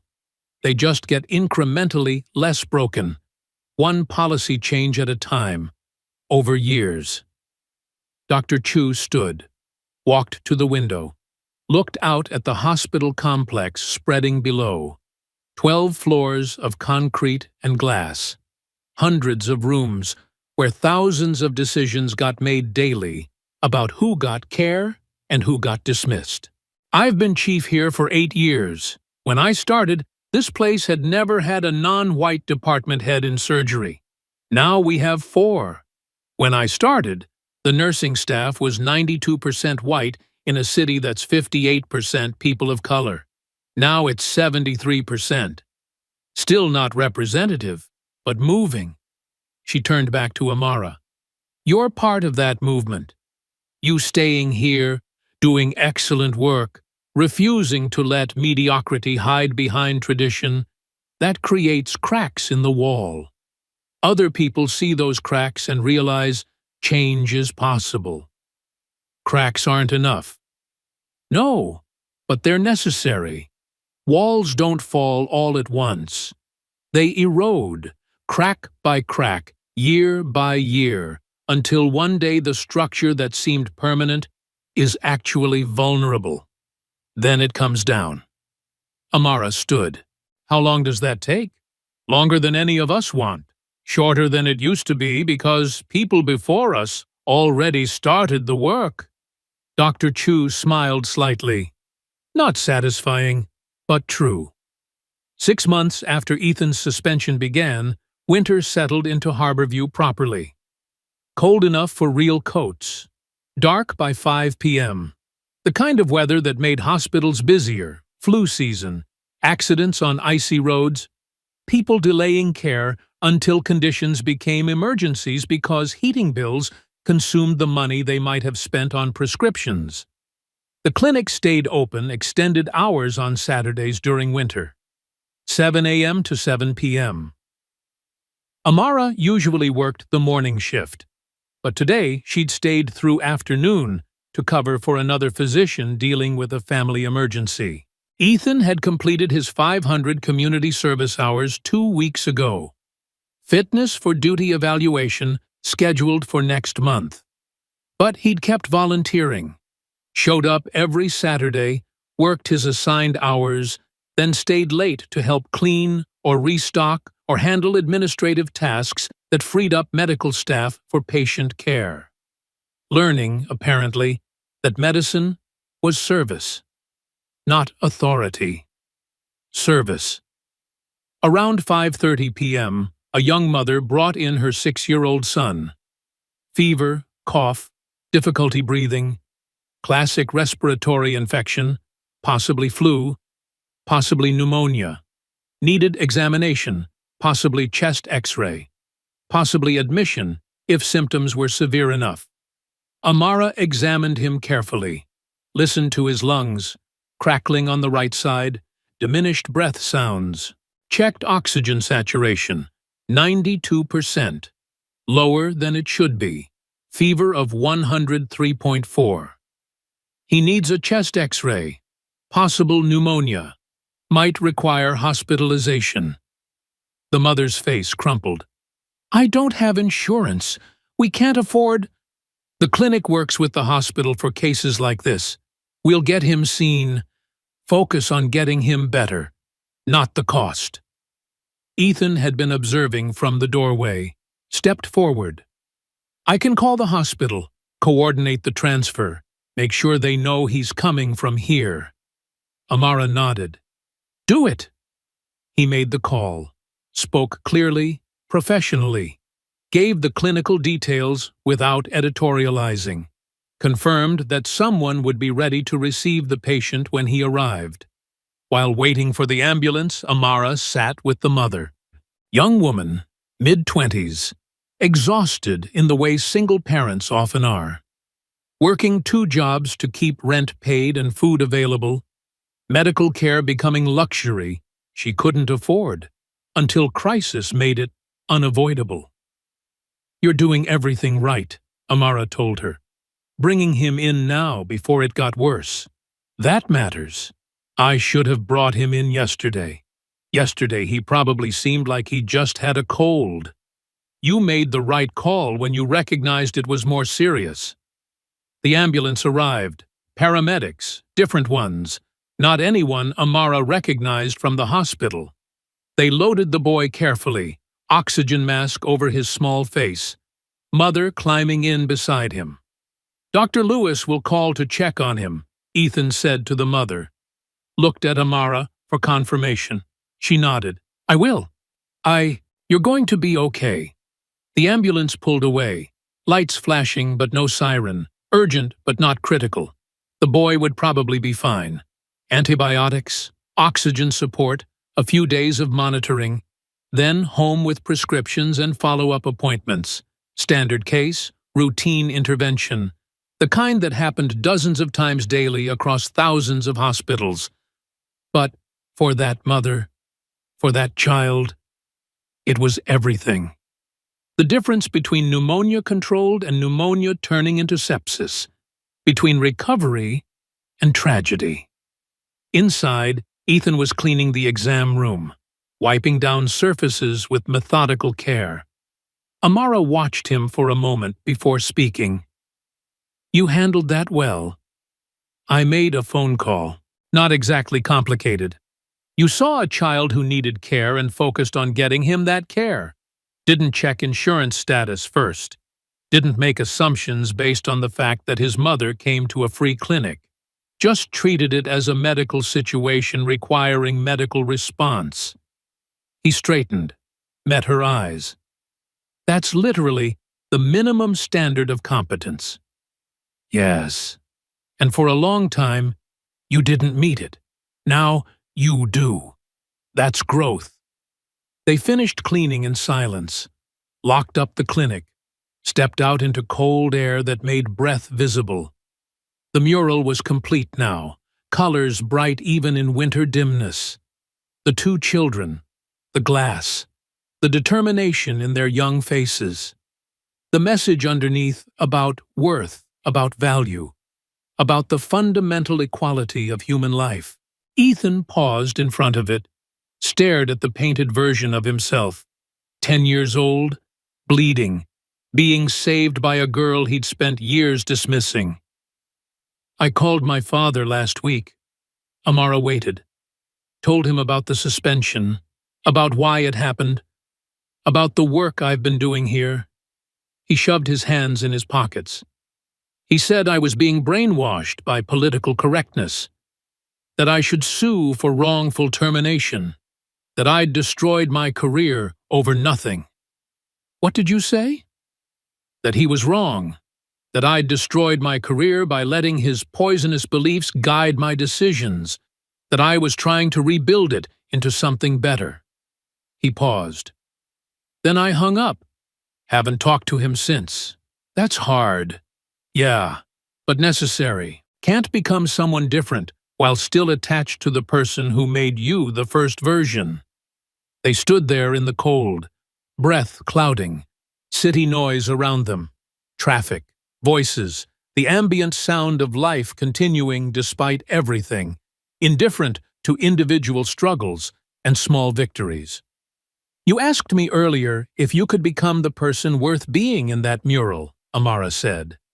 "I think you're starting to answer that question, not with words, with choices. I've got a long way to go. We all do.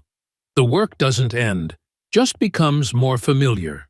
Ethan looked at the mural one more time.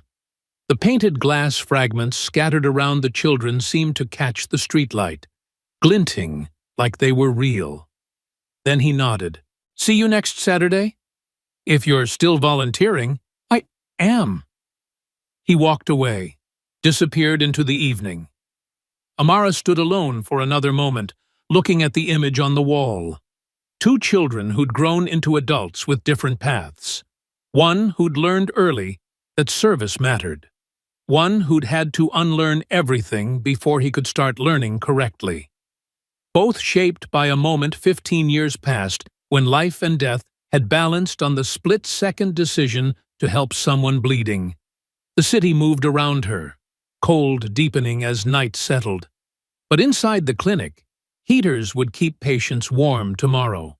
Inside the hospital, reforms would continue their slow implementation. Inside Ethan, maybe, just maybe, real change was taking root.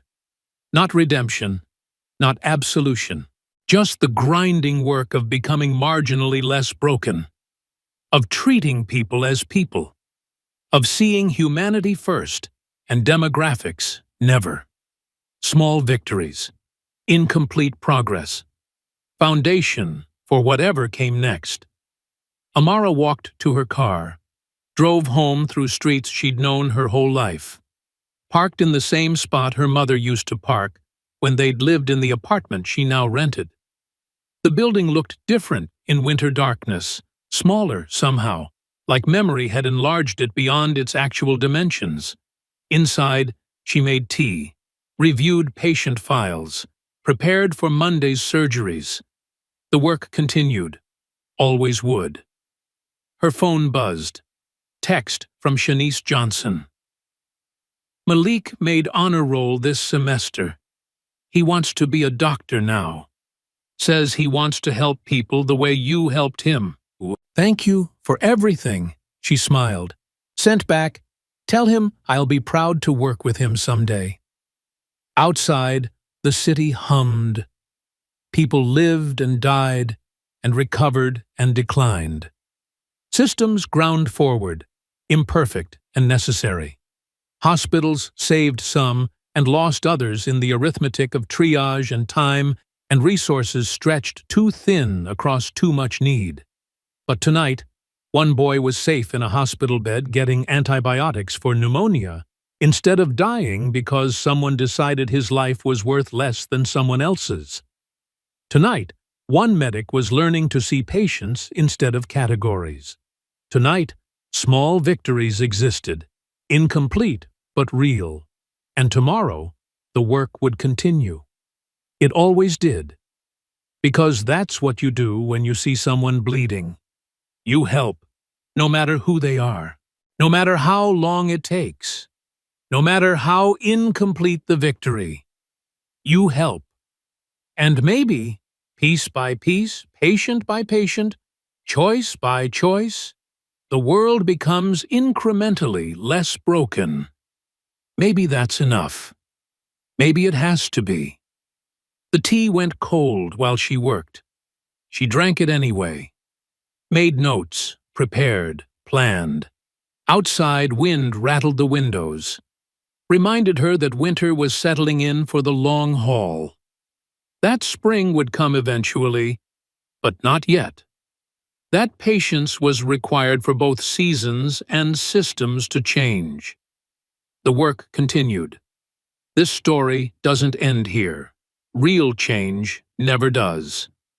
Make sure you're subscribed so you don't miss what comes next in stories that matter. It never would.